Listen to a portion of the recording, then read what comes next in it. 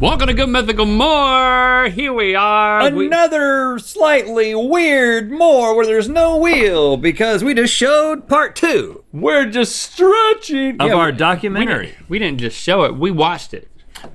We watched it so it's fresh. And look at this, Link.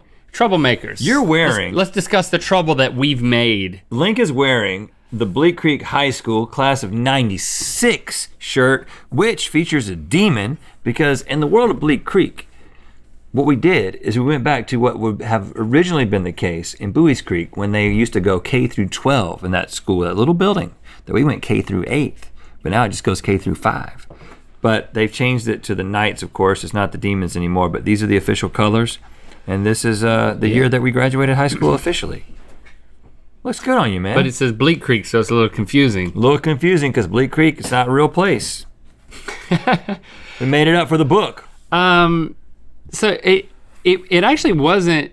I mean, we grouped together the story that the through line is the trouble that we made as kids. But as we were kind of going around, we knew we were going to revisit the church balcony and stuff like that. We had no clue. I don't even think you remembered that you had written your name into the AC unit. Did you? No. Had you forgotten that until you saw it? No. So when I actually thought about it as we were walking around. That's when you remembered that you had done that. Before I saw it, I was like, I know there's this old air conditioning unit. And because I remember actually thinking about, there was some gravity to that moment because we were mischievous, right? But we weren't bad mischievous. Kids. I don't know how. And we would. I don't know what the right way to say it. When I did that, I felt guilty. The thing is I felt guilty about it. But I also was like, other kids had already done some stuff, and I didn't understand like the way that this like radiator worked. And so I was just like, oh, I'm just gonna do this. It's an AC unit. It's not a radiator. Well, not radiator, but it was the it was the cooling unit, right? The radiation unit on the AC. Okay. But I remember thinking, like feeling kind of bad about it, but then realizing that no one said anything about it because no adults went back there. You weren't the first, is what you're saying. There was a lot of other people had done things. Do you remember who was censored out? Matthew plus. Who was Matthew dating? Did Matthew date Lisa at some point? No. Before he dated Amber? I know he dated Amber. I don't think he put Amber on there. He dated Amber before either one of them. So before me. Maybe after you. No. Before you? Well, if it was before you, then it was before me because you dated. No, I dated Amber first. I feel like I got Amber on the rebound from Matt. Oh. But I don't think he would have put Amber on the air conditioner because she wasn't at First Baptist. What, it's got to be a church member? I think if you're going to do graffiti at a church, you have to reference people who only attend that church. You know what happened? Matt put his name in there, and then some other boy put his name in there, and then somebody thought it would be funny to put a plus in between the names. Oh. Maybe you, by the way that you were trying to make that happen again when we went back as adults. Not that I remember it, but yeah, just if that was my instinct comedically now, it probably would have been. It probably was then. Just like as we discussed yesterday, me writing my name and putting a back date in your attic. The thing funny. The thing we haven't discussed though is that I did that in probably 1988. Okay, so we're talking 31 years ago, rough estimate. They still got the same unit out there. Now, maybe they replaced the compressor on the inside, but the engineer in me is worried. I think we asked him and he said that they don't use that one. Oh, it's just there for posterity? Maybe they're keeping it because I carved my name in it. They put the other unit somewhere else, and to pay money to remove a unit you don't use, and it's behind bushes. Yeah, and it's got an internet celebrity signature on it. We got to keep that. Throw a little extra in the offering plate. I'll take you back to the AC unit. Huh? You know what I'm saying? Take it behind the bushes. But the thing that we commented on, we talked a little bit about this, but the thing we commented on for a while.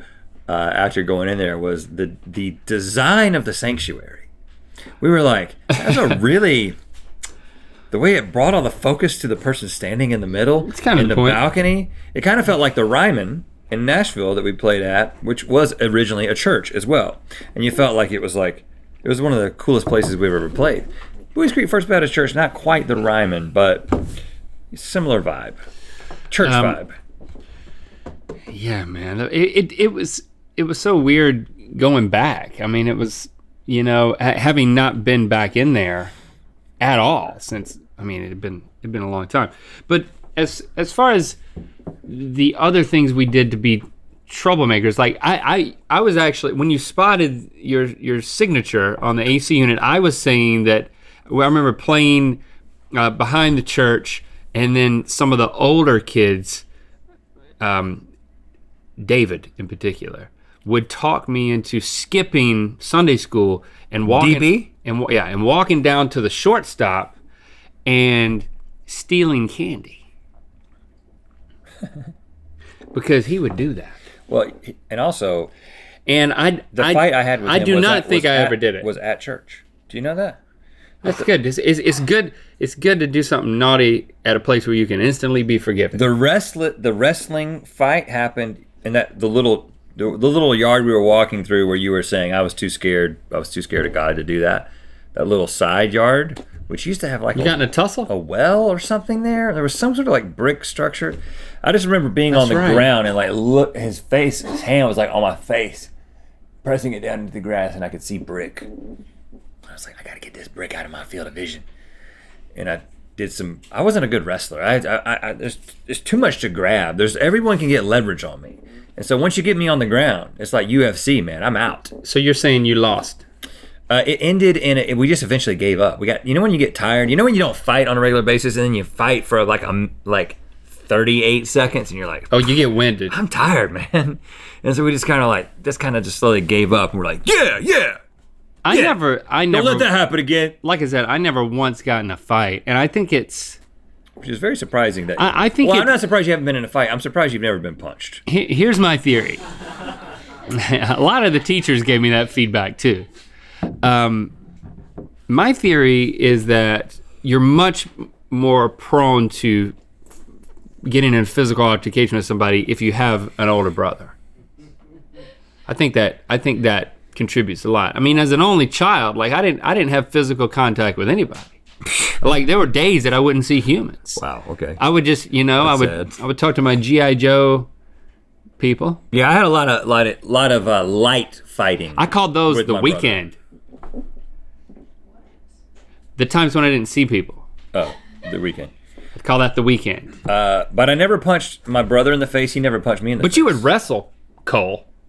Well, mostly he would just wrestle me and like dangle spit in my face and stuff like that. Speaking of Cole, he's the one at the end that starts telling the story for the effect of making Stevie even more afraid. Because I think you might have planted the thought in your family's brain that like we were going to take Stevie across the river, and that she had a lot of trepidation, which is in tomorrow's episode. You'll see not only us but Stevie have an interesting encounter at the river, facing her fears. Yeah, good on you, Stevie. Thank you. Or not? Did she survive? You'll have to wait till tomorrow. What other things did we do as troublemakers? Well, I wanted to talk about the fact that one of the things I think this really encapsulates the way that we were kind of navigating discipline from our teachers. So, and we talked about this before, but like middle school, 7th, 8th grade, one of the things we had looked forward to forever was performing in the talent show. And in 7th grade, we performed.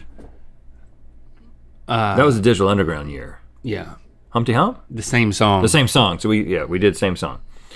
And then featuring an early appearance of Tupac. Right, and then the next year we did Scenario by Tribe Called Quest featuring Busta Rhymes. Because there are a lot of people, one of the best songs of the album, a lot of people in that one, so we could get a lot of friends on stage, each having their little part, their little rap part.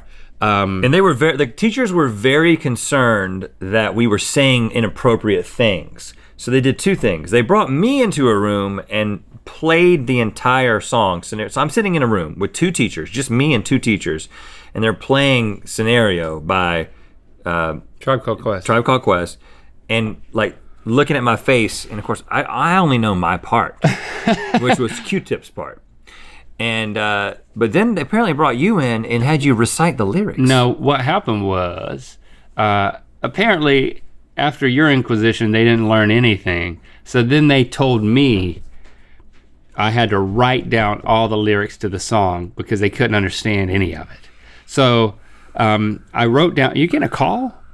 Are you texting someone? I have the lyrics to Scenario here. Oh, well, so I did not, there was no lyric genius or Google. So I just wrote down what I thought were the lyrics. And if I thought something for was just your part? No, for the whole song. And if it's so long. If different parts were suspicious, I would just change the lyrics because I wasn't really sure what they were saying anyway. And when it gets to the end, the Busta Rhymes part. Watch as I combine all the juice from the mine. Heal up, wheel up, bring it back, come rewind. Powerful impact, boom, from the cannon. Not bragging, try to read my mind, just imagine. Vocabulary is necessary when digging into my library. Oh my gosh, eating Ital stew like the one Peter Tosh. All over the track, man. Pardon me, as I come back. As I did it, yo, I heard you beg your pardon. When I travel to the town, I roll with the squadron. Row, like a dungeon dragon. Change your little drawers, cause your pants are sagging. Try to step to this, I will twist you in a turban. And have you smelling right like some old stale urine. Chickadee Choco, the chocolate chicken, the rear cock diesel, butt cheeks they were kicking. Butt cheeks? I didn't know it said that. Yo, bust it out before the bust another rhyme. The rhythm is in sync. The rhythms are on time. The rhymes are on time. Ripping up the sound just like Horatio. Observe the vibe and check out the scenario. Here we go, yo. There was nothing wrong with that rap. I mean, you said urine. Well, half of what he said I didn't know. I just made up other stuff because that's the part that I rapped. But then he does say monkey fighting at the end. You know what I'm saying? Yeah, right, he does say that. He talks that. And I think someone heard that in the rehearsal and reported it. But then I didn't say that. That was just in the track. So we escaped getting in trouble. There was no trouble. There was just an inquisition.